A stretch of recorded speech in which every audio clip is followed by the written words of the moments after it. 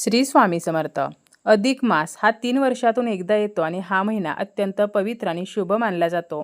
अधिक महिना हा संपत आलेला आहे. शेवटचे 5 दिवस हे अत्यंत महत्त्वाचे असणार आहेत. 11 जून ते 15 जून तर या शेवटच्या 5 दिवसांमध्ये आपल्याला काही गोष्टी या आवर्जून करायच्या आहेत.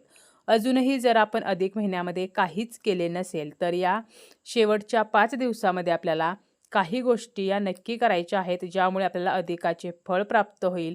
कारण पुन्हा अधिक महिना हा 3 वर्षानंतरच येणार आहे. त्याचप्रमाणे आपल्याला विष्णूंना एक नैवेद्यसुद्धा अर्पण करायचा आहे.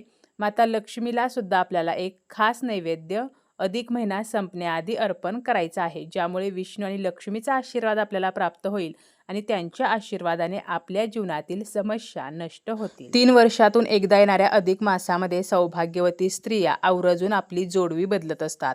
जुन्या जोडव्यांमध्ये भर घालून नवीन जोडवी केली जातात. जोडवी जी आहेत तर ती सौभाग्याचे प्रतीक मानली जातात आणि ही जोडवी अधिक मासामध्ये प्रत्येक सौभाग्यवती स्त्री आवर्जून बदलत असते. अजूनही जर आपण आपल्या पायातील जोडवी बदललेली नसतील तर आपल्याला अधिक महिना संपण्याआधी ही बदलून घ्यायची आहेत. आपली जुनी जोडवी मोडून त्यामध्ये थोडीशी भर घालून आपल्याला नवीन जोडवी करायची आहेत. त्याचप्रमाणे अधिक मासामध्ये आईची ओटी भरली जाते.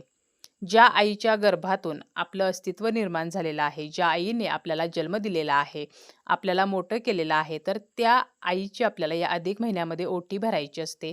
आपल्याला ओटी साडीने भरणे शक्य असेल तर साडीने अवश्य भरायची आहे. परंतु जर काही कारणाने आपली आर्थिक परिस्थिती नसेल की आपण आईला साडी घेऊ शकतच नसू, तर आपल्याला खणा नारळाने ही ओटी भरायची आहे.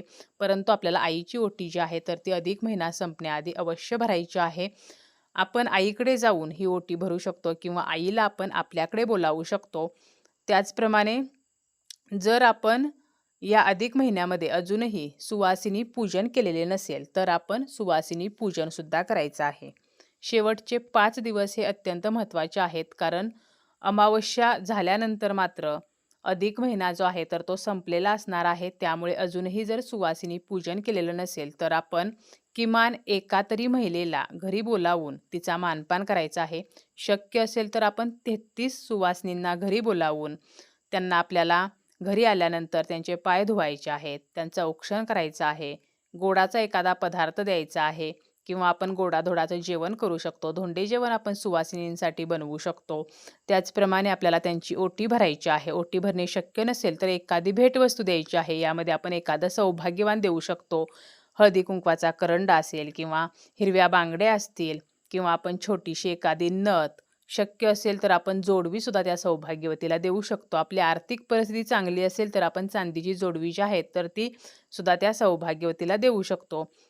आपण जेव्हा अधिक महिन्यामध्ये सुवासिनी पूजन करतो त्यावेळेला माता लक्ष्मीचा आशीर्वाद आपल्याला प्राप्त होतो. त्यामुळे आपल्याला शक्य असेल तर सुवासिनी पूजन हे सुद्धा अधिक महिना संपण्याआधी करायचं आहे.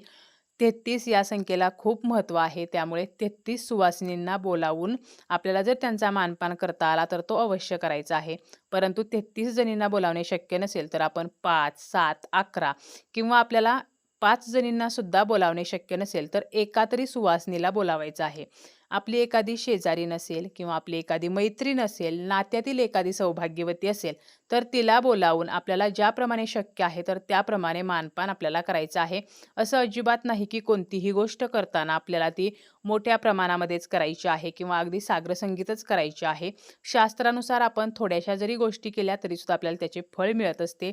त्यामुळे आपण सुवासिनी पूजन अजूनही केलेले नसेल तर ते सुद्धा आपल्याला करायचं आहे. त्याचप्रमाणे या अधिक मासामध्ये आपण धोंडे जेवण जे आहे तर ते करत असतो. अजूनही जर आपण धोंडे जेवण केलेले नसेल तर आपल्याला धोंडे बनवायचे आहेत. देवाला धोंड्याचा नैवेद्य दाखवायचा आहे. 33 धोंड्याचे वाण जे आहे तर ते देवाला दिले जाते. त्याचप्रमाणे आपण नदीला सुद्धा हे वाण देत असतो, गाईला वाण देत असतो. आपल्या आजूबाजूला एखादं मंदिर असेल तर त्या ठिकाणी जाऊन सुद्धा आपण धोंड्याचं वाण जे आहे तर ते अधिक मासामध्ये देत असतो. 3 महिन्यातून एकदाच हे धोंड्याचं वाण दिलं जातं.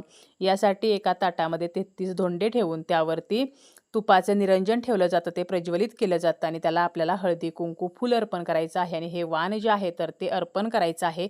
आपण देवघरासमोर सुद्धा हे वाण अर्पण करू शकतो. आपल्या आसपास नदी असेल तर नदीला आपण हे वाण अर्पण करू शकतो.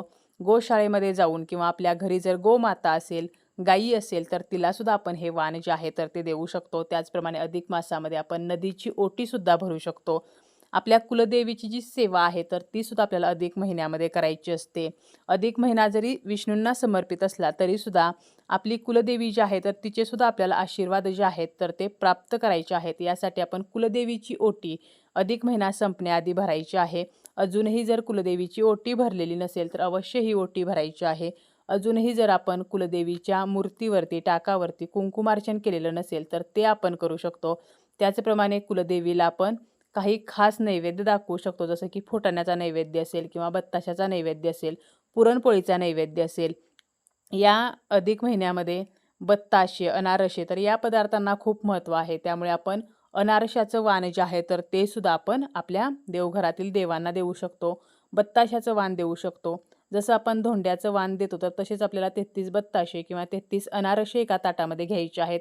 त्यावरती निरंजन आपल्याला प्रज्वलित करून ठेवायचं आहे. त्याला हळदी, कुंकू, फूल अर्पण करायचं आहे आणि असं आपण अनारशाचं, बत्ताशाचं वाण जे आहे तर ते सुद्धा आपण आपल्या देवघरातील देवांना, एखाद्या मंदिरामध्ये किंवा आपण गायीला, नदीला सुद्धा देऊ शकतो. पती-पत्नीच्या नात्यामध्ये कायमस्वरूपी गोडवा राहावा म्हणून या अधिक महिन्यामध्ये आपण पतीचं औक्षण सुद्धा करू शकतो. अजूनही जर आपण आपल्या पतीचं औक्षण केलेलं नसेल तर अधिक महिना संपण्या अगोदर आपल्याला पतीचं औक्षण सुद्धा करायचं आहे. तर अशा प्रकारे बऱ्याचशा गोष्टी आहेत की ज्या आपण अधिक महिन्यामध्ये करू शकतो. अधिक महिन्यामध्ये पूजा-पाठ, व्रतवैकल्य, दानधर्म याला खूप महत्त्व आहे.